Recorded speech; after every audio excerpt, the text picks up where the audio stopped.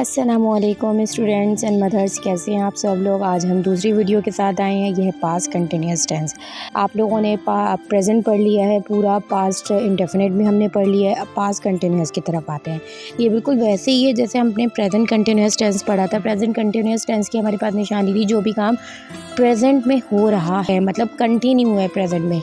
और ये जो है पास्ट कंटिन्यूस टेंस, इसमें है कि जो काम पास्ट में कंटिन्यू होता है, जो पास्ट में कंटिन्यू होता है। जैसे मैं ये काम कर रही थी, मैं सो रही थी, मैं जाग रही थी, मैं उठ रही थी, मैं बैठ रही थी, मैं काम कर रही थी, व्हाटएवर। ठीक है, इसी तरीके से जो काम पास्ट में हमारा कंटिन्यू था और जो यही हमारी निशानी है पास्ट कंटिन्यूस टेंस की। ठीक है, आप लोगों को समझ आ रहा है। जैसे आई वॉज रनिंग, ये जो मैंने पिक्चर लगाई है इससे भी आप लोग देख सकते हैं। आई वॉज रनिंग मतलब पास्ट में वो रनिंग हो रही थी। ठीक है, डॉग वॉज बार्किंग, डॉग भी पास्ट में जो है वो बार्किंग कर रहा था। What is past continuous tense? Past continuous tense is used to express that action was continuing in the past time. Past continuous tense वो है जिसमें हम एक्सप्रेस करें कि जो काम पास्ट में हमारा कंटिन्यू था, ठीक है, and it is not accomplished yet, जो अभी तक मुकम्मल नहीं हुआ। Are you getting? ठीक है, ये बात आई होप कि आप लोग को समझ में आ गई होगी। ये समझना इसलिए भी ज़रूरी होता है बच्चों के लिए कि ये क्या चीज़ है, क्योंकि जब हम आगे वाली क्लासेस में जाते हैं, जब हमें पैराग्राफ राइटिंग लिखने के लिए आती है या हमें कोई राइटिंग करनी होती है किसी भी चीज़ पे, टॉपिक पे, तो हमें पता होना चाहिए कि कौन सा टेंस क्या है, ताकि हम ईज़िली जो है उसको कन्वर्ट कर सकें, उसकी ट्रांसलेशन कर सकें। और ट्रांसलेशन 9-10 में और कुछ स्कूल्स में बच्चों को ट्रांसलेशन भी दी जाती हैं, तो उनको कन्वर्ट वो इजीली कर सकेंगे जब वो टेंस को समझ सकेंगे। Structure of past continuous tense, अब इसका फॉर्मूला क्या है?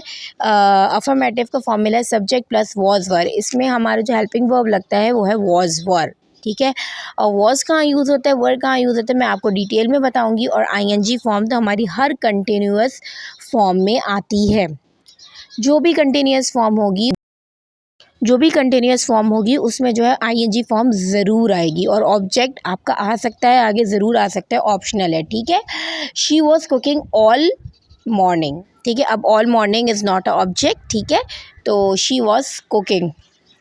हाँ, अगर मैं कहती she was cooking a pasta तो वो ऑब्जेक्ट हो जाता। सब्जेक्ट, अब हम नेगेटिव में हम क्या ऐड करते हैं, नॉट ऐड कर देते हैं, सिंपल। ठीक है, she was not sleeping when he came home. ठीक है, वो नहीं सो रही थी, शी वॉज नॉट स्लीपिंग। इसी तरीके से अब हम आ जाते हैं वॉज एंड वर के डिफरेंस पे। वॉज एंड वर का क्या डिफरेंस है? वॉज क्या है? I was excited, I was excited, I was not excited. तो वॉज हमारा कहाँ पे यूज़ हो रहा है? सिंगुलर में, आई में। आप लोग जो है इसमें भी देख सकते हैं कि ही, शी, इट, मतलब जो भी जितने भी सिंगुलर सब्जेक्ट हैं हमारे उसमें वॉज यूज़ हुआ है, एक्सेप्ट यू। यू सिंगुलर होता है बट हम किसी और के लिए यूज़ करते हैं, यू वर ब्रिलियंट, तो हम उधर वर्ड लगाते हैं। ठीक है, और बाकी सारे प्लूरल्स में वर आएगा। दे है, वी है, पीपल है, या बहुत सारे लोग हैं, हम बहुत सारे लोगों का नाम ले रहे हैं, तो हम वहाँ वर यूज़ करेंगे। ठीक है, आप इजीली देख सकते हैं it was a beautiful night. और वर्ड में हम एग्जांपल दे सकते हैं, they were buying shoes, they were so cute, it was not a beautiful night. ठीक है, ये आपको एग्जांपल्स दिख जाएंगी वॉज एंड वर की, और आप लोग को आई होप कि आप लोगों को वॉज एंड वर का डिफरेंस भी इजीली समझ में आ गया होगा। अब जो मैंने एग्जांपल्स लिखी हैं जिससे आप लोग को और क्लियर हो जाएगा कि अफर्मेटिव सेंटेंसेस में कि हम किस तरीके से सेंटेंस बनाते हैं। I was sad, I was sad, I के साथ मैंने क्या यूज़ किया? Was. I was sad. He was happy, he was happy. They were quiet. अब आप लोग कह रहे होंगे ये कंटिन्यूअस तो नहीं है, लेकिन ये एक स्टेटमेंट है। इस स्टेटमेंट में भी हम वॉज एंड वर यूज़ करते हैं। जैसे हम सिंपल सेंटेंसेस में ही इज़ हैप्पी यूज़ करते हैं। तो एक जब हमारे पास सिंपल स्टेटमेंट सेंटेंस होता है, स्टेट सेंटेंस जिसे हम कहते हैं, तो हम उसमें भी वॉज एंड वर यूज़ कर सकते हैं। अब बच्चे घबराएं नहीं कि जो है ना इसमें तो ING फॉर्म आ ही नहीं रही, पास्ट कंटिन्यूअस टेंस नहीं है। तो ये जो है सिंपल स्टेट सेंटेंस है, इसमें मैंने आपको वॉज एंड वर का यूज़ भी बता दिया है कि हम अगर सिंपली जो है वो किसी के इमोशंस को करेंगे जो पास्ट में थे, तो हम उसको इस तरीके से एक्सप्रेस करेंगे वॉज एंड वर के थ्रू।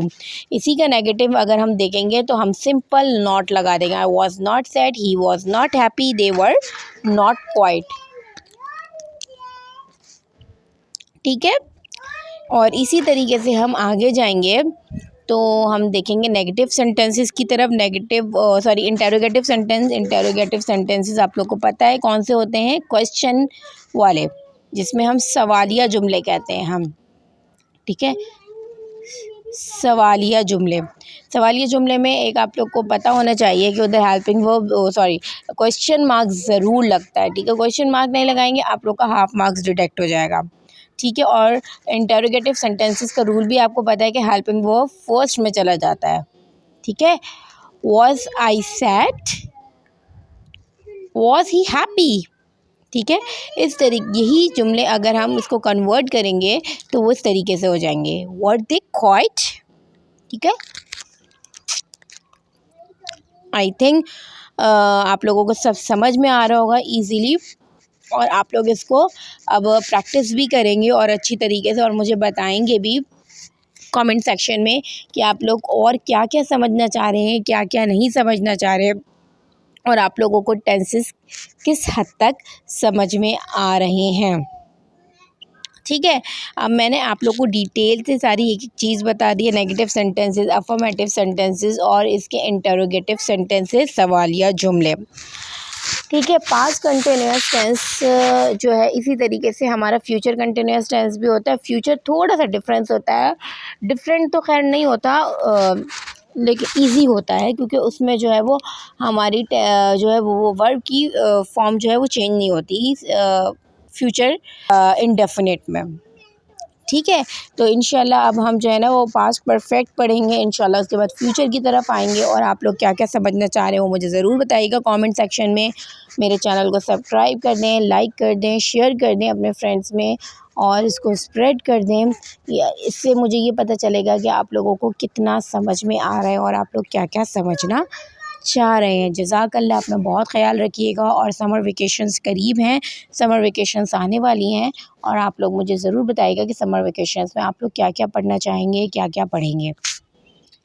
जज़ाकल्लाह, अपना बहुत ख्याल रखिएगा। और समर वेकेशन का आप लोग अभी से अपना शेड्यूल सोच लें कि आप लोगों ने अपने समर वेकेशन को किस तरीके से अवेल करना है। ठीक है, ये जो हमारे पास गैप आता है ये हमारी लर्निंग प्रोसेस को और बढ़ाने के लिए गैप आता है, ताकि हम बूस्टिंग मिलती है, समझे। जो एक हम कंटिन्यूअस चल रहे होते हैं ना पूरे